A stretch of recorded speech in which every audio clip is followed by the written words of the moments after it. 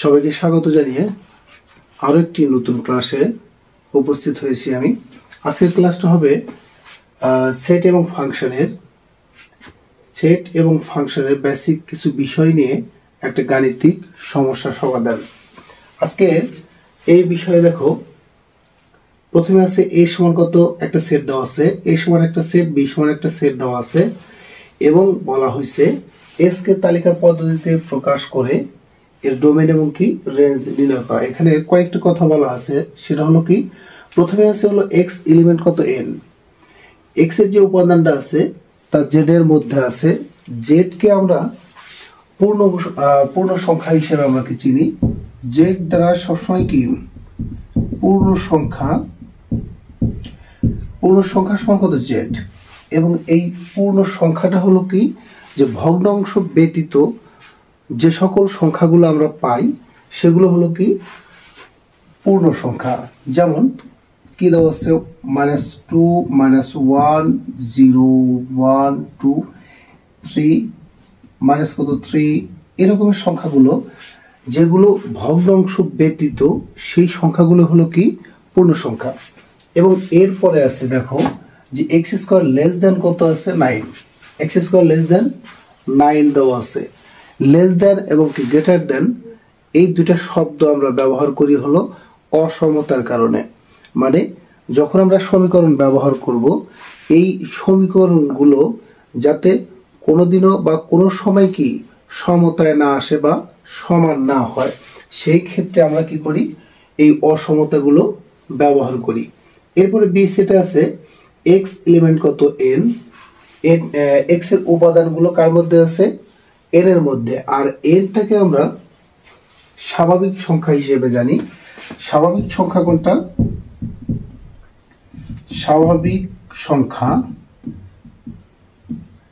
সমান কত বড় হাতের n।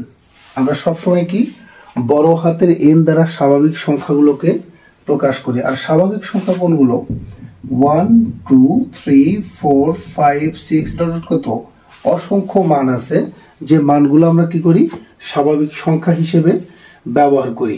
এরপরে বলা হয়েছে x মৌলিক সংখ্যা।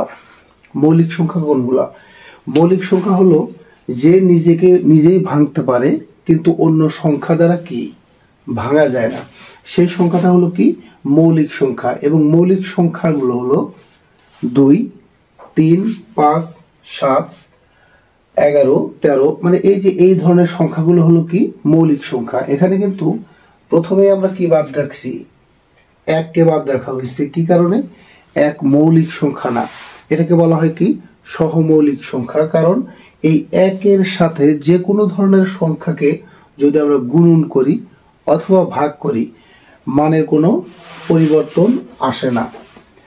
এরপরে দেখো আছে s x, y, যেন x element a, y element b, এবং একটা সমীকরণ দেওয়া আছে y মাইনাস কত x ইকুয়াল টু কত 1। এরপরে বলছে s কে তালিকা পদ্ধতিতে কি করো প্রকাশ করে এর ডোমেন এবং রেঞ্জ নির্ণয় করো। আমরা স্বাভাবিকভাবেই জানি যে যখনই আমরা ক্রোমোজোর তৈরি করি, ক্রোমোজোর তৈরির মাধ্যমে আমরা ডোমেন এবং কি পাই, রেঞ্জ পাই। ক্রোমোজোরটা কি, যে এক জোড়া সংখ্যা আমরা কি করি একসাথে কি করি একটা জোড়া তৈরি করি, এবং সেই জোড়ার প্রথম সংখ্যাটা হলো কি ডোমেন এবং দ্বিতীয় সংখ্যাটা হলো কি রেঞ্জ। আচ্ছা, আমরা একটু অঙ্কে ফিরে যাই। দেখো তো কি আছে, a সমান কত x এলিমেন্ট কত z, যেটা কি আসে পূর্ণ সংখ্যা। এখন এখানে পূর্ণ সংখ্যাটা আমরা কিন্তু ব্যবহার করছি প্লাস এবং মাইনাস দ্বারা। তাহলে প্লাস এবং মাইনাস দ্বারা যদি ব্যবহার করে থাকি, তাহলে এক্ষেত্রে দেখো a সমান কত আছে, একটু লিখে নেই, দরকার নেই লেখার, দেওয়া আছে কত, তাহলে x সমান যদি আমরা 0 ধরি, 0 হলে প্লাস মাইনাস আমরা যেটাই ব্যবহার করি কি আছে, 0 স্কয়ার লেস দেন কত 9, অবশ্যই 0-র চেয়ে বড় কত 9, এবং x equal to plus minus 1 হলে আমরা প্রথমে বলছি যে পূর্ণ সংখ্যাটা হলো প্লাস অথবা মাইনাস যে কোনো সংখ্যা হতে পারে, কিন্তু ভগ্নাংশ হওয়া যাবে না।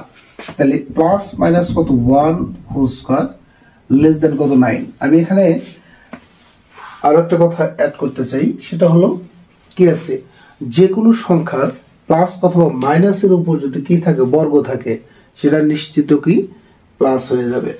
তাইলে দেখো তো এখানে কি আসে 1 লেস দেন কত 9। এখন মাইনাসের ক্ষেত্রে ঠিক একই কথা, যে x equal to plus minus 2 whole square less then কত 9। 2 দুগুণে কত 4, কত আসে 4 9।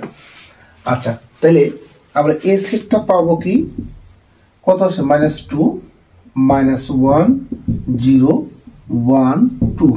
এই ক্ষেত্রে আরো একটা কথা আছে, সেটা হলো যে আমরা যখন ধনাত্মক এবং ঋণাত্মক চিন্তা করতে যাই, ধনাত্মকটা হলো কি শূন্য থেকে বড় সংখ্যাগুলো হলো কি ধনাত্মক, এবং শূন্য থেকে ছোট সংখ্যাগুলো হলো কি ঋণাত্মক।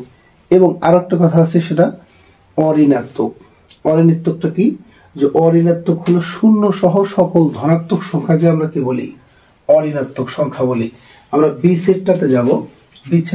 বি সেটে কি আছে, বি সেটে আছে হলো x মৌলিক সংখ্যা এবং এক কত আছে 1 less than x less than equal to কত 5। মানে 1 এর চেয়ে x এর মানটা বড় এবং কি 5 এর চেয়ে x এর মানটা ছোট এবং কি সমান, কিন্তু এখানে বলা হয়েছে কি মৌলিক সংখ্যা। তাইলে সোজা আমরা যদি লিখি 1 এর চেয়ে বড় কত 2 মৌলিক সংখ্যা, এরপরে আছে কত 3 মৌলিক সংখ্যা, এবং 5 বলা হয়েছে ছোট বা কি সমান। তাহলে বি সেটটা আমরা পেলাম কত 2 3 5, যা কি সবই মৌলিক সংখ্যা।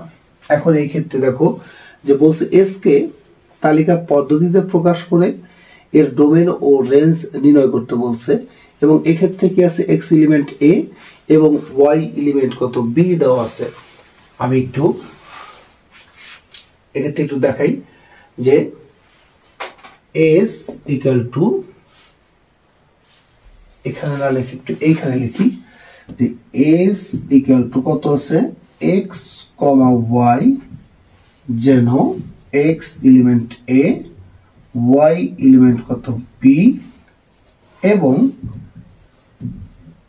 কি দেওয়া আছে ওয়াই মাইনাস কত এক্স ইকুয়াল টু 1।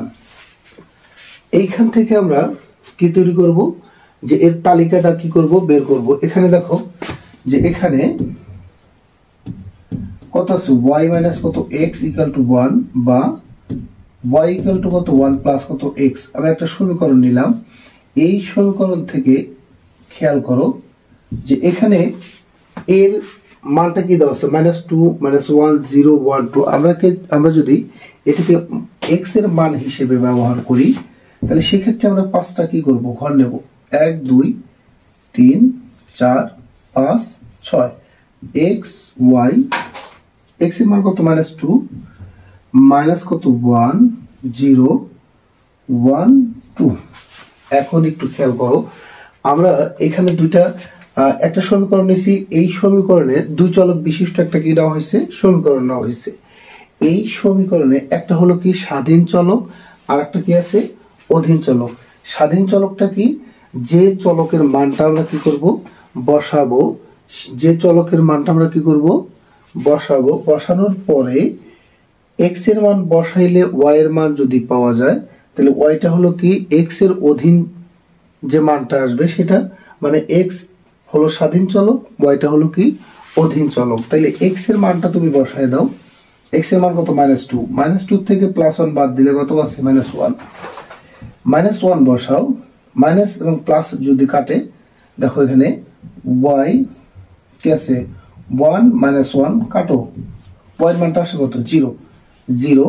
এখানে 0 বসাও, 0 বসালে কত 1, এখানে 1 বসাও 2, এরপরে 2 বসাও কত আসে 3। এখানে কিন্তু আমরা x এবং y এর মান দুটাই পাইছি, এবং এখানে একটা কি আসছে ক্রোমোজোর কিন্তু আসছে। দেখো xy xy xy xy এবং xy, এবং প্রত্যেকটা উপাদানে দেখো a এবং b এর মধ্যে কিন্তু পাওয়া যাবে।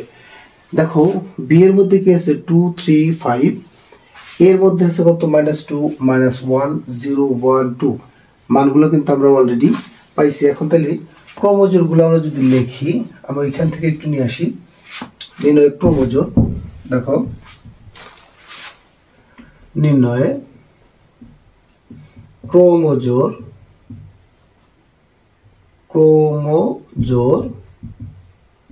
গুলো দেখো